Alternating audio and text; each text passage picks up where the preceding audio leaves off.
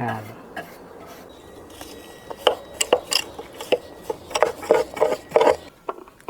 Pitan na natin. Alright, so dito guys, itong butas na yan, yan yung handle ko, pinaka-handle. Yan, hawak dito. Hawak dito sa kabila, pag ganun. Alright guys, so ayan, nandito tayo. Bali, ito pala guys yung ginawa ko na pedal board. Yan yung pedal board na ginawa ko at kailangan natin na liyahin bago pinturahan yan. So, kaya bumili ako nito. Itong sander na ito guys. Ayan, so matatry natin siya guys. So, buksan muna natin. So, ito yung ginawa ko guys na pedal board. Ayan. Ito yung kanyang takip. So, ayan. Ayan yung kanyang itsura. Bali, pininturahan ko lang siya ng silver para magamit na natin. Ayan siya guys. Ginagamit ko na yan guys. Kaso nga lang yung pintura lang wala pa sa ayos. Ayan. Bali, ito yung mga connection natin. Ito yung pinaka power supply niya. Nandito sa ilalim. Yan, nandito yung guitar effects ko at saka nandito yung dalawa pang pedal na maliit. So, itong mga uwang na ito, dito nakapasok yung yung mga sinasaksak natin na instrument. Alright. So, ngayon guys, ayan, liliyahin natin gamit yung ating sander. So, balik natin yung takip. Kasi umpisa natin sa labas. Umpisa natin sa labas yung pagsasander.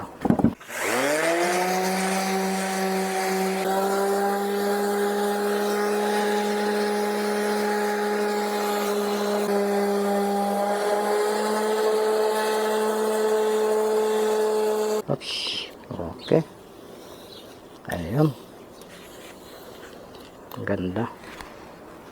So, ituloy lang natin guys.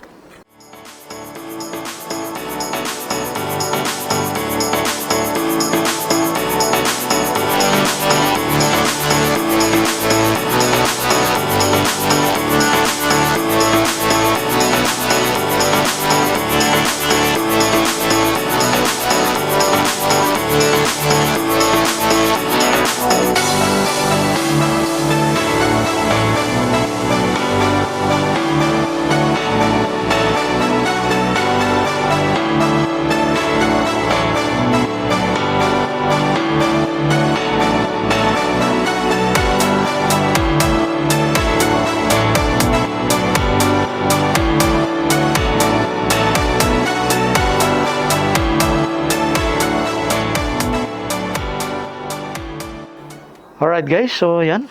Bali, nalihan na natin yung ating pedal board na ginawa. Ayan. So, okay na yung kanyang mga edge niya. Ayan. So, ang gagawin natin pala dito ay pipinturahan natin. So, yan, meron akong binili na pintura. Charcoal. Ang kulay niya is ultra matte paint. Ultra matte paint. Ayan. So, yan guys yung ating pintura. Haluin lang natin guys para magpantay yung niya, mag-equal yung kanyang kulay. Medyo malapot siya eh. Yan, unahin natin to guys, yung mga panloob. Sama natin, first coating. Yan.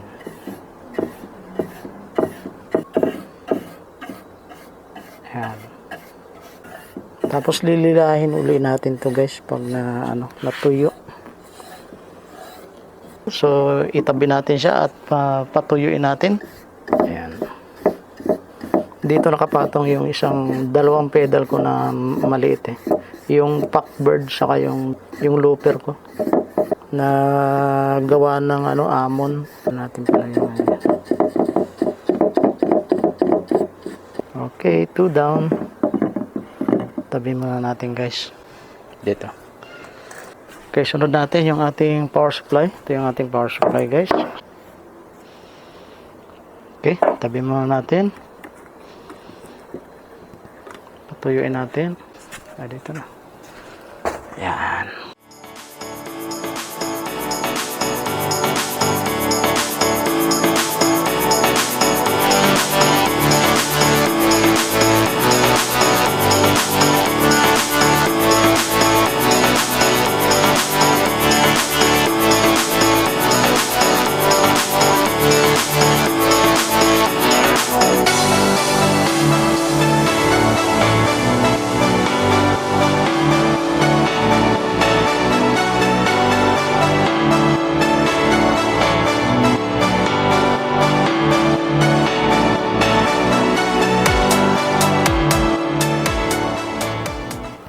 Alright guys, so ayan.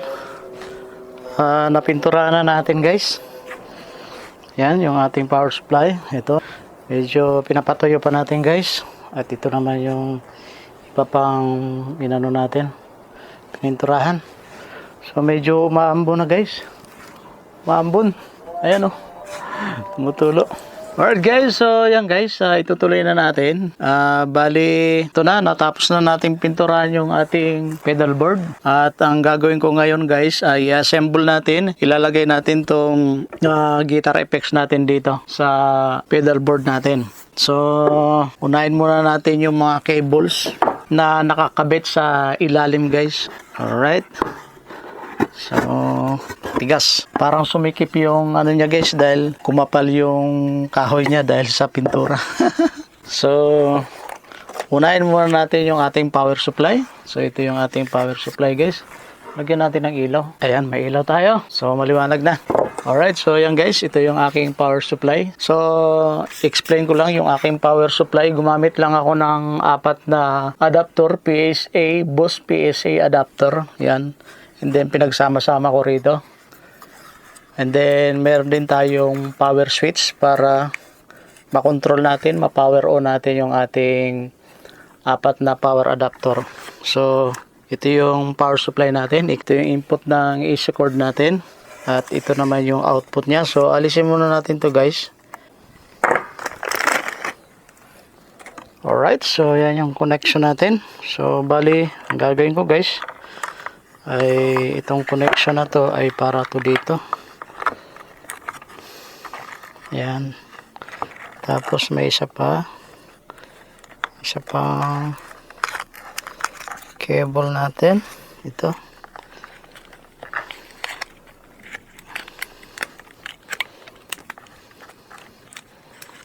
Yung isa hindi ko nalagyan ng plastic pero ito nalagyan ko. Bagay hindi naman siya napinturahan guys. Alright, so ito para dito to.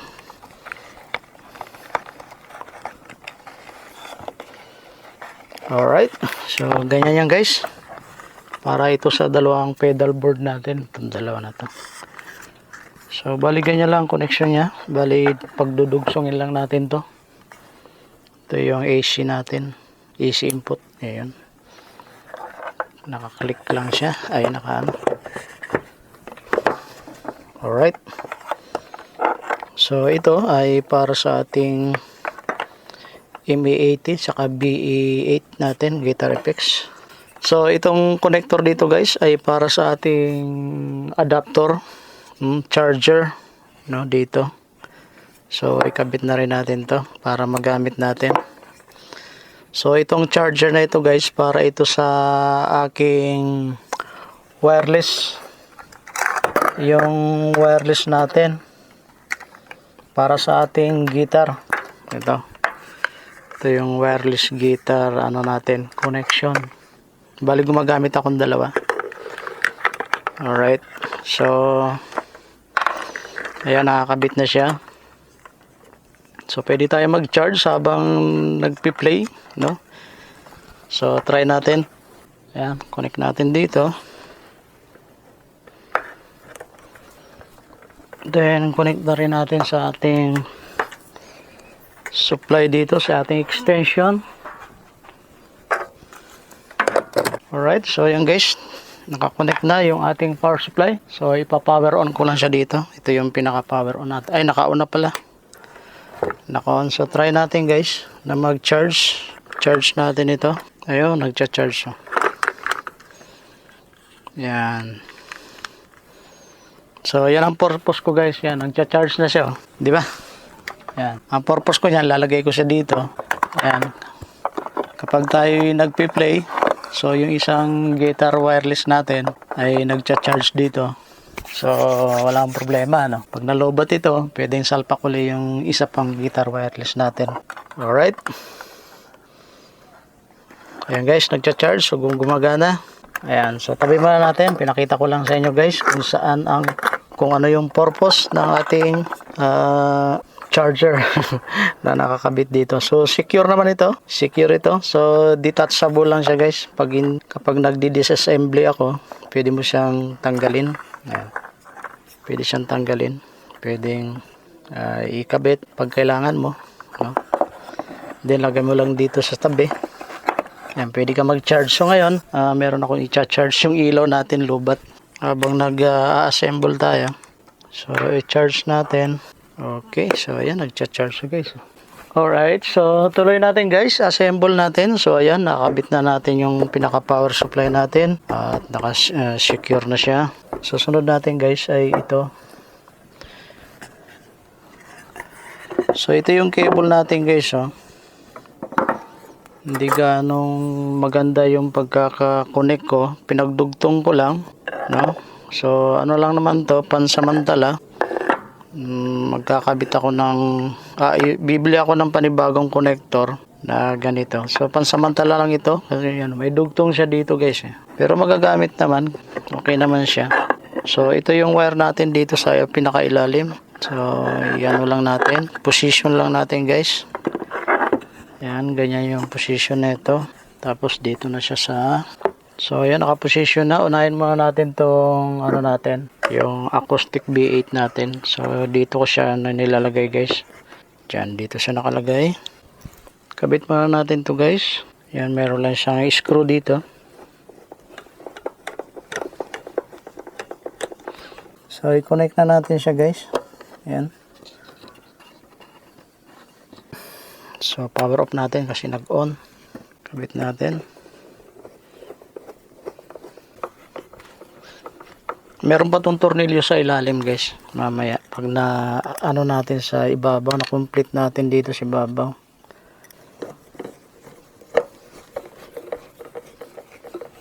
Ayan, nakabit na natin yung B8 guys. Kaya meron akong B8 kasi yung singer, pinapasok ko yung microphone niya dito para magiba yung sound ng kumakanta.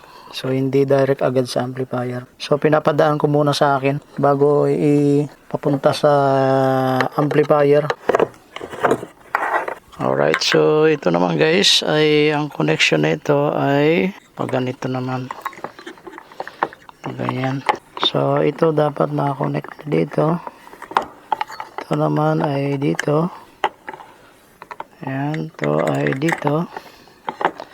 Ayan, dapat sakto na to dito. Pitan na natin.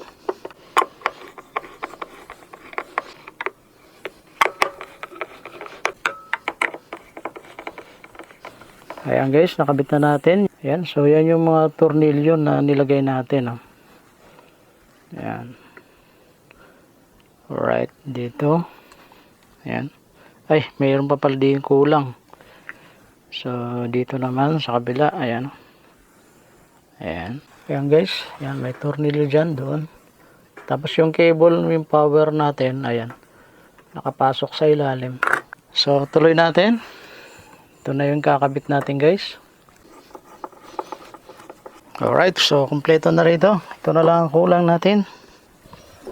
Ito yung Boss M80 natin guys. Dito siya nakalagay. Ayan. So, kabit muna natin to. Ito ay nakakonect. Dito, ito yung output natin. Stereo yung ginagamit natin. Output natin. Yan. Yan yung output.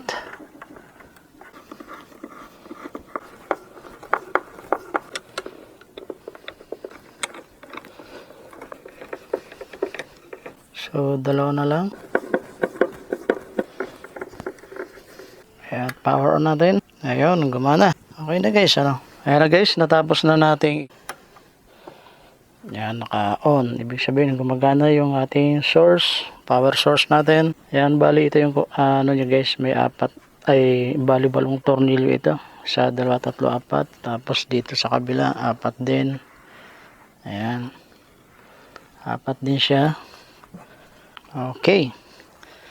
Okay na. Ay, may kulang pa pala dito isa. Kulang pa pala. Ayan. Kulang pa pala dito.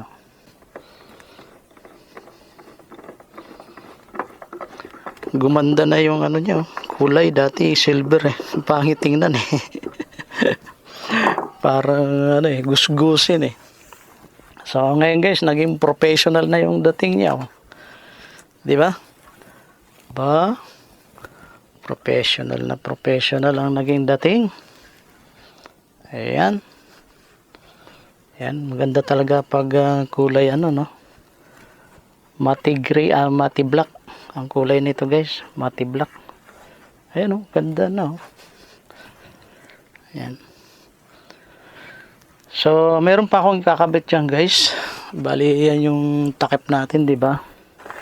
Meron pa akong kakabit. Ito yung kanyang mga lock. Ito yung mga lock guys. Yan oh. Kakabit natin yan. Alright. So, yan ang yung mga susunod natin na gagawin dito. So, meron pa akong gagawin guys. Kasi hindi pa kompleto pa pala yan. Meron pa sa ilalim na tornilyo na ilalagay. Meron pa tayong mga screw guys na ikakabit dito sa likod. Sa ilalim. Ayan, bali ito yung support niya. Para hindi matanggal. No? Ayan. So, maraming tornilyo ito. Lagay lang natin lahat. Ito yung mga support natin guys. Alright, so yan. Kita nyo ba guys? Kita nyo baga guys? Kita nyo baga? So, unahin ko na dito sa dulo. So, kailangan mano-mano lang. Huwag tayong gagamit ng ano rito. Ng electric. Maganda yung manual lang kasi mapipil mo yung ano, higpit. Yung higpit ng ano, kasi ano lang to wood. Plywood. Plywood lang ito. So, mararamdaman mo yung ano niya kung mahigpit ba o maluwag. Kasi pag ginamitan natin to ng electric drill and then masobrahan ka ng pihit, malustred yan. Hindi na maganda yung kapit ng kahoy.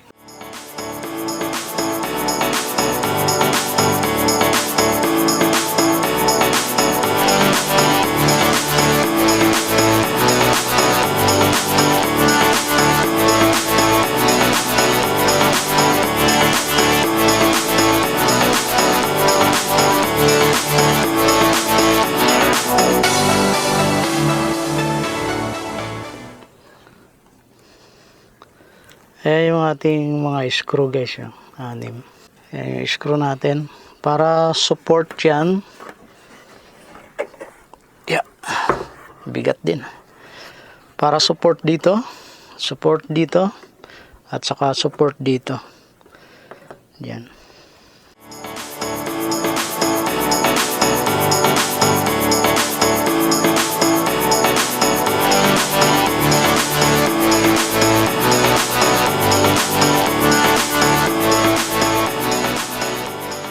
Alright, so dito guys, itong butas na yan yung handle ko, pinaka-handle. Pag bubuhatin natin pag ano. Pag ano ng buhat ko. Tapos dito naman sa kabila guys, yung pinaka-handle ko rito ay ito, dito. Kaya may ano yan dyan eh. May uka yan eh, sinadya ko yan eh, para dito yung hawak ko. Alright, so para pagbubuhatin natin guys, dito ko lang hawakan, pag ganun. Tapos dito, yung butas dito. No? So, pag ganito siya guys. So, ganito ko siya binubuhat guys. Oh. Ayan, hawak dito. Hawak dito sa kabila, pag ganun. Ayan. So ayan guys, ang ganda tingnan guys. Ang ganda ng paggagawa natin. So ayan guys no. So kapag ipa-power off natin, dito lang yung switch natin. No, pag pinower off natin, ayan, naka-off na siya. Then pag in-on natin, ayan, mag-on siya. 'Di ba? Ganda. So yung takip natin ay ganyan ang position. Ganyan. Alright guys, so ayan guys, so salamat sa panonood ng video natin at sinamahan nyo ako hanggang sa matapos ang video na ito at sana ay nagustuhan nyo tong ginawa ko na guitar effects pedal, no? DIY lang ito guys na ginawa natin at dinasign natin ito sa sketch. So bago ko gi-assemble ito, dinisign ko muna sa sketch na application para makuha ko yung buong dimension, yung bawat sukat. Alright guys, so thank you pala sa panonood ng video natin at hanggang sa muli, magkita-kita na lang ulit tayo sa next video. Mabuhay po kayo. God bless po sa inyong lahat. Peace.